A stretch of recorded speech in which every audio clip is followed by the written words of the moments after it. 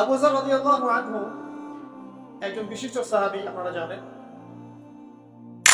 যার ব্যাপারে নবী করিম সাল্লাল্লাহু আলাইহি ওয়াসাল্লাম বলেছিলেন, আবু যর, তুমি খুব নরম মানুষ, তাই কখনো দায়িত্ব চেয়ে নিও না, কারণ তোমার উপরে যদি দুইজন মানুষের দায়িত্ব দেয়া হয়, তোমাকে যেন ছুরিবিহীন জবাই করে দেয়া হবে। আবু যর রাদিয়াল্লাহু আনহু খুব আধ্যাত্মিক নরম মনের মানুষ ছিলেন। তিনি নবী সাল্লাল্লাহু আলাইহি ওয়াসাল্লামকে খাস করে বলছেন, এটা আমভাবে নয়, আমি যেমন আমভাবে সবার উদ্দেশ্যে কথাগুলো বলছি, এভাবে আমভাবে নবীজি এই কথাটা তাকে বলেননি, বরং খাস ভাবে বলেছেন, পার্সোনাল নসিহত, ইন্ডিভিজুয়ালি বলেছেন।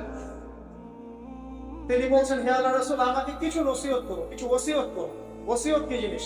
যেমন কেউ চলে যাওয়ার আগে ওসিয়ত করে, বাবা ইন্তেকাল করছে তার আগে ওসিয়ত করে, মাকে দেখিস, হ্যাঁ, বোনদের খোঁজ খবর রাখিস, সন্তানদের ব্যাপারে খোঁজ খবর রাখিস, ইত্যাদি। এটা ওসিয়ত করা মানে যে কথাগুলো আমরা অক্ষরে অক্ষরে পালন করতে চাই, প্রতিশ্রুতি ব্যক্ত করি, এরকম কথা, কনভারসেশন।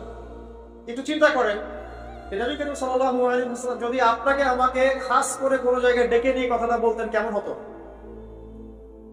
মনে করেন নবী সাল্লাল্লাহু আলাইহি ওয়াসাল্লাম জীবিত আছেন বা আমরা তার সাক্ষাৎ পেয়েছি, আর আমরা কেউ একজন আমাদের মধ্যে গিয়ে তাকে বললেন, ইয়া রাসূলুল্লাহ, আমাকে কিছু নসিহত করেন, আমাকে খাস করে কিছু ওসিয়ত করেন। তখন এই ওসিয়তগুলো স্পেশাল হবে, এবং আপনি আমি কখনোই চাইবো না জীবন চলে গেলেও এগুলোর কোনো একটা আমরা ছেড়ে দেই, তাই না? আবু যর রাদিয়াল্লাহু আনহু এই সুযোগটা নিয়েছেন। নবী সাল্লাল্লাহু আলাইহি ওয়াসাল্লাম বলছেন, প্রথম যে উসিকা বিতাকওয়াল্লাহ, আমি তোমাকে সর্বপ্রথম ওসিয়ত করছি, তুমি আল্লাহকে ভয় করো। তাকওয়া কি জিনিস? নবীজি বলছেন, ফাইন্নাহু আযয়ানু লিআমরিকা কুল্লি, এই তাকওয়াটাই সমস্ত কাজের সৌন্দর্য বর্ধন করবে তোমার জীবনে। তুমি যত কাজ করবে, প্রত্যেকটা কাজ যদি আল্লাহকে ভয় করে করো, প্রত্যেকটা কাজ তোমার জীবনের সৌন্দর্য বর্ধন করবে ইনশাআল্লাহ তাআলা। খুব সংক্ষিপ্ত আকারে বলতে পারি, আল্লাহ রাব্বুল আলামিনের তাওহীদের সাথে কাউকে শরীক না করা, এক কথায় আল্লাহর সাথে শিরক না করার নাম তাকওয়া। ঠিক আছে? আল্লাহ এক, আল্লাহ অদ্বিতীয়, তিনি মহাবিশ্বের স্রষ্টা, আমাদের স্রষ্টা, সৃষ্টিকর্তা, পালনকর্তা, রিজিক দাতা, জীবন মৃত্যুর মালিক, বিধান দাতা। এই প্রত্যেকটা কনসেপ্ট আল্লাহর জন্য খাস করার নাম হচ্ছে তাওহীদ। আর এখানে যদি আমরা কাউকে সমকক্ষ দাঁড় করাই, তাহলে শিরক হয়ে যাবে। এই শিরকটা তিন ভাবে হয়ে থাকে। মানুষ চিন্তার ক্ষেত্রে শিরক করতে পারে। কেউ যদি মনে করে মহাবিশ্বের কোনো স্রষ্টা নাই, তাহলে শিরক করবে। কেউ যদি মনে করে স্রষ্টা আরো একজন আছে বা একাধিক আছে, তাহলে শিরক করবে। কেউ যদি মনে করে যে আল্লাহ ছাড়া কেউ ইবাদত পাওয়ার যোগ্য, আল্লাহ ছাড়া অন্য কাউকে সেজদা করা যায়, নাউযুবিল্লাহ, আল্লাহ ছাড়া কেউ প্রয়োজন পূরণ করতে পারে, কেউ সন্তান দিতে পারে, কেউ কল্যাণ করতে পারে, কেউ অকল্যাণ করতে পারে, ইত্যাদি, বা আল্লাহ ছাড়া কেউ বিধান দেওয়ার মালিক, এরকম কনসেপ্ট যার মনের মধ্যে আছে, এটা হচ্ছে আকীদাগত শিরক বা চিন্তাগত শিরক। আমি কি বোঝাতে পারছি? দুই নাম্বার, কাজের শিরক। যেমন কেউ যদি আল্লাহকে সিজদা না করে অন্য কাউকে সিজদা করে, কর্মগত শিরক করেছে। আল্লাহ পাকের হালালকে কেউ যদি হারাম করে নেয়, কর্মগত শিরক করেছে। আল্লাহ পাকের হারামকে কেউ হালাল করে নেয়, কর্মগত শিরক করেছে। আল্লাহর কাছে দোয়া না করে মৃত মানুষের কাছে দোয়া করে, শিরক করেছে। এগুলো কাজ করতে গিয়ে শিরক করেছে। ইভেন আল্লাহর নামে কসম না করে অন্য কারো নামে কসম করলেও শিরক হয়ে যায়।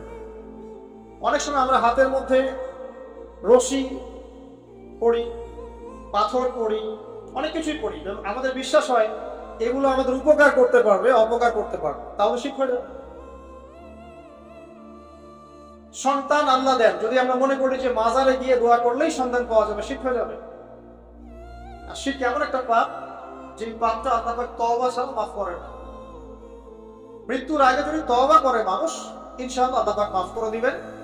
যদি তওবা না করে মারা যায়, সম্ভাবনা বেশি এই ব্যক্তি জাহান্নামে যাবে না।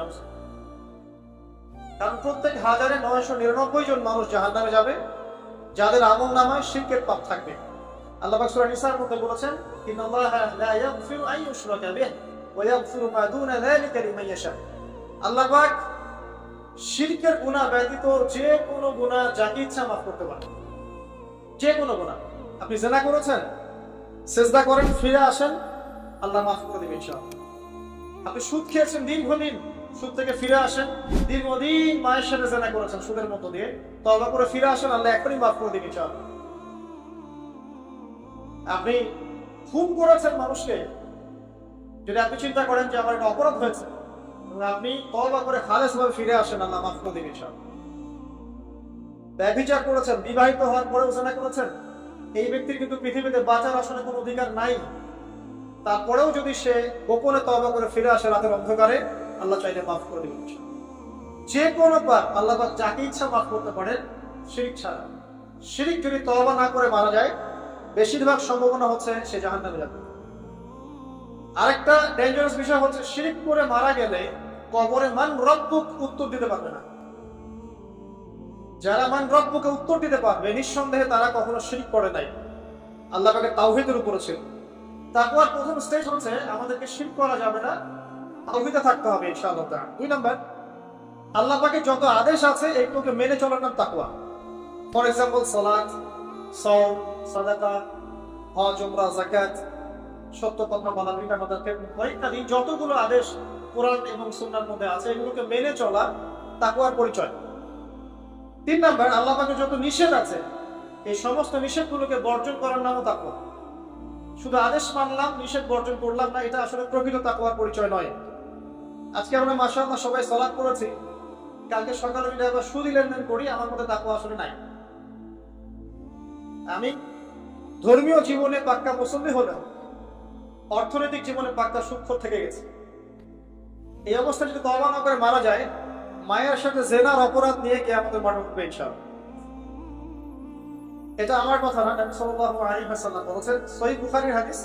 যে কোনো আলেমকে জিজ্ঞাসা করবেন, যে কোনো মাদ্রাসায় যাবেন, যে কোনো প্রকাশনের বুখারী শরীফ কেনেন না কেন, হাদিসটা পাবেন, যে ব্যক্তি 1 দিরহাম সুদ খেলো সে যেন 36 বার জেনা করবে।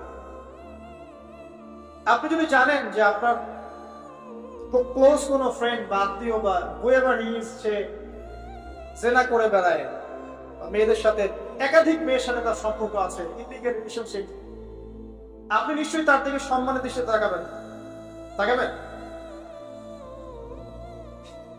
আর আখিরুজ জামান এমন একটা যুগ যেখানে সুদ থেকে বাঁচা সো ভেরি ডিফিকাল্ট।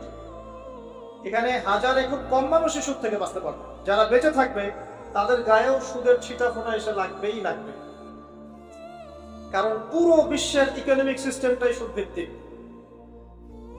এটা পরিপূর্ণরূপে ইসলামিক ধাঁচে সাজানো এখন সম্ভব বলে মনে হচ্ছে না।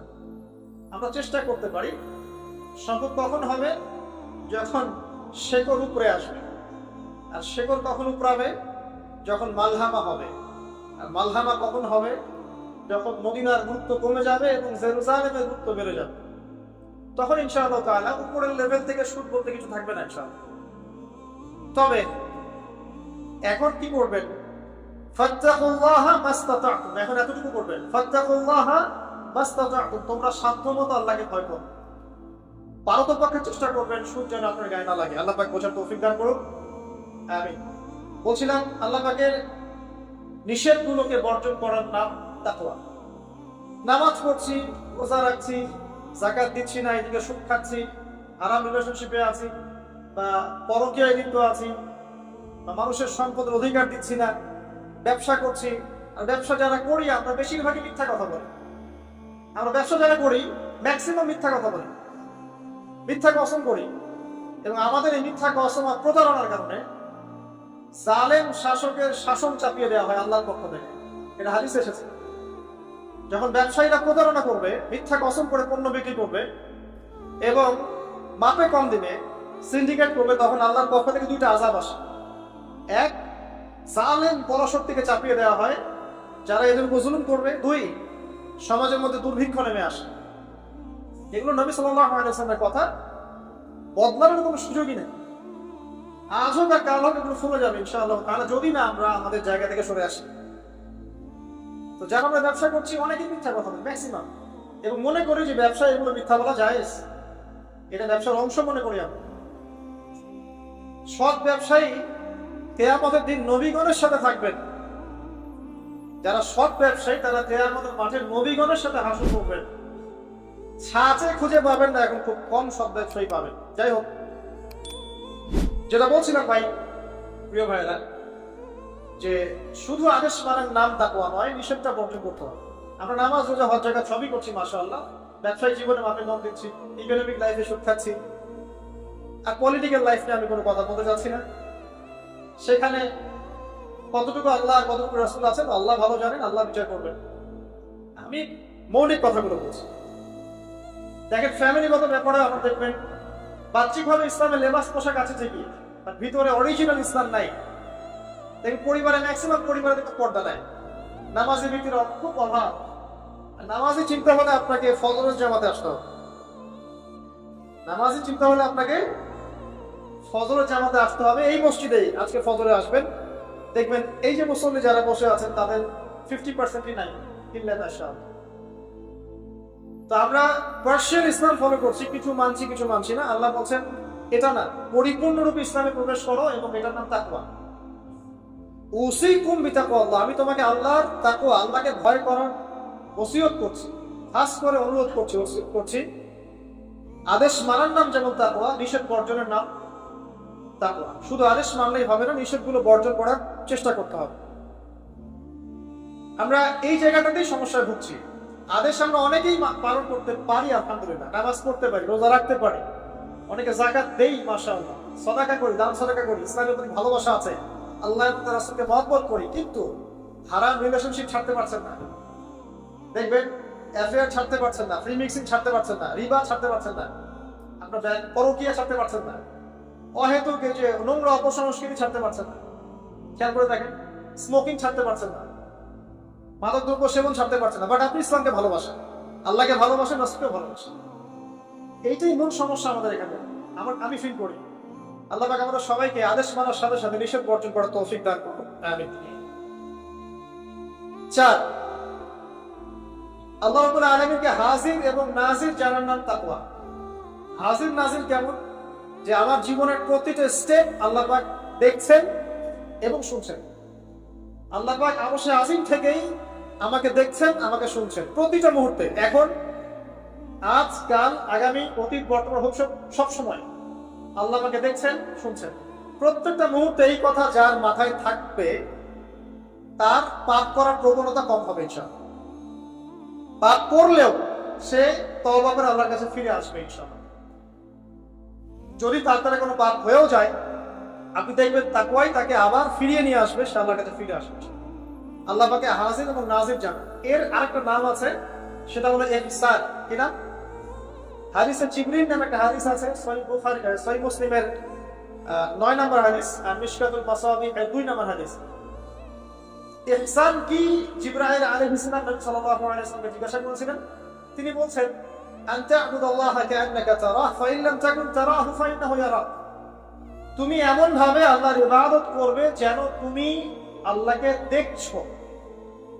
ওয়া ইন লাম তাকুন তারাহু ফা ইন্নাহু ইয়ারাক, এবং তুমি যদি আল্লাহকে দেখতে না পাও, তুমি সবসময় মনে রাখবে আল্লাহ পাক তোমাকে দেখছেন। এই কনসেপ্টটার নাম হচ্ছে ইহসান, যেটা আমাকে তাকওয়া দিবে ইনশাআল্লাহ। ইহসান থাকে আমলের মধ্যে। নামাজ পড়ছি, দেখবেন আমাদের মনোযোগ বেশিরভাগেরই কিন্তু থাকে না, আল্লাহ ভালো জানেন। আমি আপনাদের পার্সোনাল ব্যাপারে ইন্টারফেয়ার করতে চাচ্ছি না, বাট আমার মনে হয় বেশিরভাগ মানুষেরই থাকে না। কারণ বেশিরভাগ মানুষই তো নামাজে যা করছি তার অর্থ জানি না। যখন আপনার সন্তান অসুস্থ হয়েছিল, আপনি হাত উঁচু করে আল্লাহর কাছে কান্নাকাটি করেছেন, তখন আপনার চোখ দিয়ে পানি পড়েছে, কারণ আপনি যা চেয়েছেন ফিল করে বলেছেন আল্লাহর কাছে, আপনার চোখ দিয়ে পানি পড়েছে। কতদিন আপনি নামাজের সিজদায় কাঁদতে পেরেছেন? আমি কাঁদতে পেরেছি, ভাবতে হবে। কাঁদতে না পারার কারণ কি? কারণ হচ্ছে আমি নামাজে যা করি তার কিছুই বুঝি না। আমার কাছে নামাজ একটা ফিজিক্যাল এক্সারসাইজের মতো হয়ে গেছে।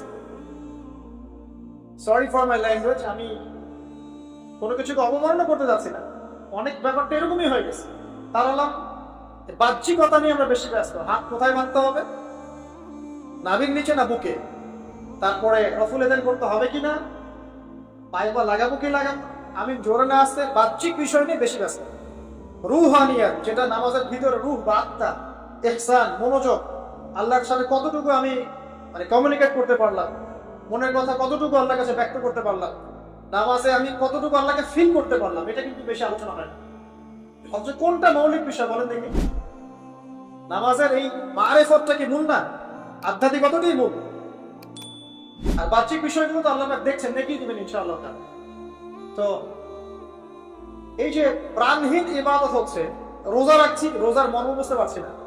হজ করে আসলো, হাজী সাহেব টাইটেল হলো ঠিকই, কিন্তু হজের মূল মর্ম ইব্রাহিমী চেতনা সে শিখে আসতে পারলো না। সাই করছে সাফা মারওয়া, সে ফিল করতে পারলো না এটা হাজারা আলাইহিস সালামের সুন্নাহ। এই যে আমরা কুরবানি করলাম, ম্যাক্সিমাম আমাদের মধ্যে ফিল করতে পারি নাই এটা হচ্ছে ইব্রাহিম আলাইহিস সালামের সেই কুরবানি যেটা তিনি ছেলেকে করতে চেয়েছিলেন। এই চেতনাটা আসুন। তো রসকসহীন ইবাদত কতটুকু কবুল হয়, প্রাণহীন ইবাদত কতটুকু উপরে পৌঁছে আল্লাহ ভালো জানেন। তো যে বিষয়টা নিয়ে এই কথাটা বললাম, ইহসান হচ্ছে সেই জিনিস যেটা আমাকে মনে করাবে আমি আল্লাহকে দেখছি, শুনছি, বা আল্লাহ আমাকে দেখছেন এবং শুনছেন। এর জন্য প্রয়োজন আপনি ইবাদতে যা যা করছেন, যা যা বলছেন, এর অন্তত অর্থটুকু বোঝা। তাহলে আপনার ইনশাআল্লাহ মনের মধ্যে সেই ফিলিংসটা আসবে ইনশাআল্লাহ। ফর এক্সাম্পল, আপনি নামাজে দাঁড়িয়ে পড়ছেন ওয়ানুনাজ্জিলু মিনাল কুরআন মা হুয়া শিফাউন ওয়া রাহমাতুল লিল মুমিনিন ওয়া লা ইয়াজিদু যালিমিনা ইল্লা খাসার। এই আয়াতের অর্থ কতজন জানেন? একটু হাত উঁচু করেন। যারা জানেন তারা যদি আয়াতটা কোরআনে নামাজের মধ্যে পড়েন, তারা মনোযোগ বেশি পাবেন, স্বাভাবিক। অর্থ হচ্ছে কোরআন আমরা নাজিল করেছি, এই কোরআনের মধ্যেই আছে শিফা মানে আরোগ্য এবং মুমিনদের জন্য রহমত। যখন আপনি বুঝতে পারলেন তখন কি নামাজে মনোযোগ বাড়বে না? সুবহান রাব্বিয়াল আ'লা বলছেন, সর্বোচ্চ আমার রব সর্বোচ্চ সুউচ্চ, তখন আপনার মনোযোগ বাড়বে না? আত্তাহিয়াতে আপনি কি করছেন, দরুদে কি করছেন, দোয়া মাসুরায় করছেন আল্লাহুম্মা ইন্নী যালামতু নাফসি যুলমান কাসীরা, আল্লাহ আমি আমার নফসের উপর প্রচুর জুলুম করেছি। কখনো কি ফিলিংস হয় যে জুলুমের এখানে স্বীকারোক্তি দিচ্ছি আমি? কারণটা একটাই কারণ, কথা বললে অনেক সময় যাবে, আমার আরো কিছু বলার আছে, যে অর্থটা বুঝতে পারছি না। অর্থ না বুঝলে আপনি রসকসহীন প্রাণহীন ইবাদত করবেন। অর্থ বোঝাটা কি অপরাধ? অর্থ বুঝলে কি আপনি আলেম ওলামা থেকে সরে যাবেন, দূরে সরে যাবেন? সবকিছুর অর্থ তো আপনি ব্যাখ্যাটা বুঝতে পারবেন না, তখন আপনি আলেম ওলামার কাছে আসবেন, এসে জিজ্ঞাসা করবেন, ব্যাখ্যা জানেন। তো অর্থ অনুধাবন করলে ইনশাআল্লাহ তাআলা আপনার ইহসান বাড়বে, যেটা আমাকে তাকওয়ার দিকে নিয়ে আসবে। ইহসান মানে আল্লাহকে হাজির নাজির জেনে ইবাদত করা। একটা বিষয়, ইবাদতের মধ্যে ধীর স্থিরতা আনতে হবে, তাড়াহুড়া বন্ধ করতে হবে। তাড়াহুড়া বন্ধ করলে পরে দেখবেন ইবাদতের মধ্যে স্বাদ পাচ্ছে ইনশাআল্লাহ। দুনিয়াবি হ্যাসেল, দুনিয়াবি যে ব্যস্ততা, এগুলো কমিয়ে আনতে হবে, তাহলে দেখবেন ইবাদতের স্বাদ পাচ্ছেন ইনশাআল্লাহ। প্রত্যেকটা ইবাদতের পটভূমি জানতে হবে, যে নামাজ আমি কি জন্য পড়ি, কোথায় গিয়ে ফরজ হয়েছিল, কুরবানি কেন দিব, কুরবানির ইতিহাসটা কি, হজ যে আমি করবো ঘটনাগুলোর পিছনের গল্পগুলো কি, এগুলো না জানলে আপনি ইবাদতের স্বাদ পাবেন না। এই জিনিসগুলো একটু টাচ দিলাম। আল্লাহ পাক আপনাদের সবাইকে ইহসানের সাথে ইবাদত করার তৌফিক দান করুন, আমিন। তো প্রথম ওসিয়ত করছেন নবী সাল্লাল্লাহু আলাইহি ওয়াসাল্লাম আবু যর রাদিয়াল্লাহু আনহুকে, তুমি আল্লাহকে ভয় করবে, এটা তোমাকে সমস্ত আমল সুন্দর করে দিবে ইনশাআল্লাহ, সৌন্দর্যমণ্ডিত করে দিবে। তাকওয়া মানে আমরা জানলাম আল্লাহর সাথে শিরক না করা, তাওহীদের উপর থাকা। 2, আল্লাহ পাকের আদেশগুলোকে মেনে চলার চেষ্টা করা। 3 নাম্বার, একই সাথে এট দ্য সেম টাইম আল্লাহ পাকের নিষেধগুলোকে বর্জন করা। 4, আল্লাহ পাককে হাজির এবং নাজির জানা, আল্লাহ পাক আমার প্রতিটা কাজ দেখছেন, শুনছেন, এবং এগুলোর জন্য আল্লাহ পাক আমাকে জবাবদিহি করাবেন, কোনো সন্দেহ নাই, জবাবদিহি করাবেন। তো বিদায় হজের ভাষণ নবী সাল্লাল্লাহু আলাইহি ওয়াসাল্লাম বলেছিলেন, এই তাকওয়ার কথাই বলেছেন। তিনি বলেছিলেন সাল্লাল্লাহু আলাইহি ওয়াসাল্লাম যে আজকে থেকে আরবের উপর অনারবের কোনো ভেদাভেদ নাই, সাদার উপর কালো, কালোর উপর লালের কোনো ভেদাভেদ নাই। কুল্লুকুম মিন আদম, তোমরা সবাই আদম সন্তান, ওয়া আদামু মিন তুরাব, এবং আদম হচ্ছে মাটির সন্তান। ইল্লা তাকওয়া, শুধু তাকওয়া ব্যতীত, যার মধ্যে আল্লাহর ভীতি যত বেশি, সে আল্লাহর কাছে তত বেশি মর্যাদা সম্পন্ন। সূরা হুজুরাতেও সেম কথা আছে, 13 নম্বর আয়াতে আল্লাহ পাক বলেছেন, ইয়া আইয়ুহান নাস, হে মানব জাতি, ইন্না আকরামাকুম ইনদাল্লাহি আতকাকুম, হে মানব জাতি, তোমাদের মধ্যে আল্লাহর কাছে সবচেয়ে বেশি মর্যাদা সম্পন্ন সেই ব্যক্তি যে অধিক মুত্তাকি বা অধিক তাকওয়াওয়ালা। এবং এই তাকওয়ার পজিশনটা কোথায় সেটা নবী সাল্লাল্লাহু আলাইহি ওয়াসাল্লাম বলেছেন। এটা আমার টুপিতে নাই, আমার দাড়ি, আমার লেবাস, আমার পোশাক, আমার চলাফেরা, এসবের মধ্যে তাকওয়ার প্রকৃত পরিচয় নাই। নবী করিম সাল্লাল্লাহু আলাইহি ওয়াসাল্লাম বলেছেন তাকওয়া হাহুনা, তাকওয়া হচ্ছে এখানে, এই বলে তিনি কলিজার দিকে 3 বার ইশারা করেছেন। অর্থাৎ তাকওয়ার মূল কেন্দ্র কোথায়? আপনার কলবে। আর কলব সংক্রান্ত একটা কথা কিন্তু হাদিসের মধ্যে আসবে একটু আগে। কিছু একটা কাজ করলে কলবটা মরে যাবে, সে কাজটা কি? আপনারা হাদিসটা ধরতে পারছেন, সামনে যাচ্ছেন ইনশাআল্লাহ। তো কলবের ব্যাপার তাকওয়া, তাহলে কলবের যত্ন নেওয়া লাগবে। আমরা দেহের যেমন যত্ন নেই, পোশাকের যত্ন নেই, পরিবারে থাকতে পছন্দ করি, বাড়ি ঘর চকচকা রাখতে পছন্দ করি, তাই না? তো তাহলে কলবটাও পরিষ্কার করার চেষ্টা করতে হবে। কি করলে কলবের যত্ন হবে তার কথা এই হাদিসে আছে, একটু সামনে যাচ্ছি ইনশাআল্লাহ। আমি ওই হাদিসের বাইরে কিছু কথা বলছি। কলবের যত্ন, বেশি বেশি মওতের স্মরণ এবং পরকালের ফিকির কলবকে চিন্তা করবে ইনশাআল্লাহ। মনের মধ্যে কোনো প্রকার রিয়া অহংকার রাখা যাবে না, কলব জীবিত হবে ইনশাআল্লাহ। কারো প্রতি হিংসা বিদ্বেষ পোষণ করবেন না, কলব চিন্তা থাকবে ইনশাআল্লাহ। মানব সেবামূলক যে কাজগুলো আছে, ফর এক্সাম্পল এতিমের দেখাশোনা করা, বিধবাদের খোঁজ খবর নেয়া, মিসকিনের পাশে দাঁড়ানো, এই কাজগুলো করলে কলব জিন্দা হয়, কলবের মধ্যে নূর আসে, সাকিনা আসে। কলব পরিষ্কার না করে যতই দাড়ি টুপি পাগড়ি জুব্বা করি না কেন, আদতে কোনো লাভ হবে না। আল্লামা তাকি উসমানী হাফিজাহুল্লাহ তাসাউফ এবং তাজকিয়া বইটা পড়তে পারেন, এখানে ডিটেইলস এই বিষয়ে জানতে পারবেন ইনশাআল্লাহ। সামনে যাই। আবু যর রাদিয়াল্লাহু আনহু বলছেন যে কুলতু, আমি বললাম, জিদনি ইয়া রাসূলুল্লাহ, হে রাসূল আমার জন্য আরো বাড়িয়ে দেন। তাকওয়ার বিষয়টা বুঝতে পেরেছি, আমার জন্য আরো বাড়িয়ে দেন, আরো কিছু ওসিয়ত করুন। নবী সাল্লাল্লাহু আলাইহি ওয়াসাল্লাম বলেন আলাইকা বিতিলাওয়াতিল কুরআন। দ্বিতীয় ওসিয়ত কি? আলাইকা কথার অর্থ হচ্ছে তোমার উপরে ওয়াজিব করে ফেলো, একেবারে তোমার উপরে শক্ত করে নাও। আলাইকা তোমার উপর শক্ত করে নাও, বিতিলাওয়াতিল কুরআন, কোরআনের তেলাওয়াত। তোমার উপরে কোরআনের তেলাওয়াতটাকে অবধারিত করে নাও, শক্ত করে নাও। ওয়া যিকরিল্লাহি আযজা ওয়া জাল্লা, এবং আল্লাহ পাকের জিকিরটাকে অবধারিত করে নাও। ফাইন্নাহু যিকরুন লাকা ফিস সামা, কারণ এই বিষয়টা আসমানে তোমাকে স্মরণের মাধ্যম হবে। ওয়া নূরুন লাকা ফিল আরদি, এবং পৃথিবীতে আল্লাহ পাক তোমাকে নূর দান করবে। দ্বিতীয় ওসিয়তের মধ্যে দুটো জিনিস, একটা হচ্ছে কোরআন তেলাওয়াত, একটা হচ্ছে আল্লাহ জিকির। কোরআন তেলাওয়াত সম্পর্কে সরল কয়েকটা কথা বলছি। কোরআন কারীম বিশুদ্ধ করে তেলাওয়াত শিখতে হবে, এক নম্বর বিষয়। যদি বিশুদ্ধ করে মদ মাখরাজ তাজবিদের সাথে না শেখেন, তাহলে সারা জীবন ভুল করে যাবেন আর কোরআনের অর্থ বিকৃত হয়ে যাবে।